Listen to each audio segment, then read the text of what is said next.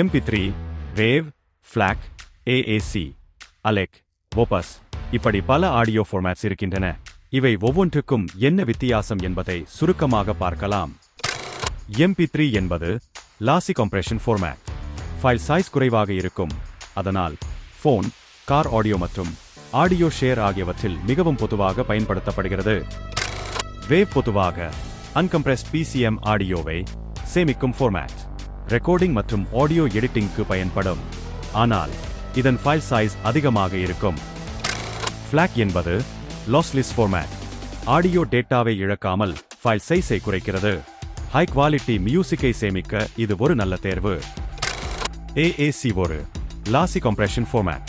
இது நல்ல compression efficiency கொடுப்பதால் மொபைல் ஆடியோ மற்றும் ஸ்ட்ரீமிங் போன்ற பயன்பாடுகளில் பரவலாக பயன்படுத்தப்படுகிறது.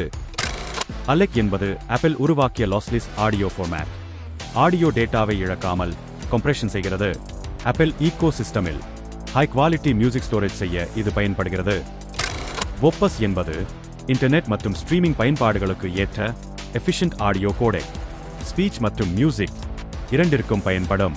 குறைந்த பிட்ரேட்டில் கூட நல்ல ஆடியோ குவாலிட்டி வழங்க முடியும்.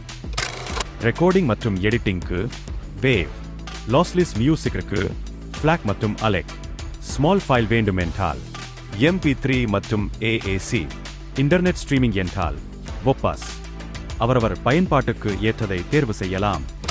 மேலும் இது போன்ற ஆடியோ டிப்ஸ் மற்றும் DIY ப்ராஜெக்ட்ஸ்களுக்கு எஸ்டெக் ஆடியோஸை ஃபாலோ செய்யுங்கள். நன்றி.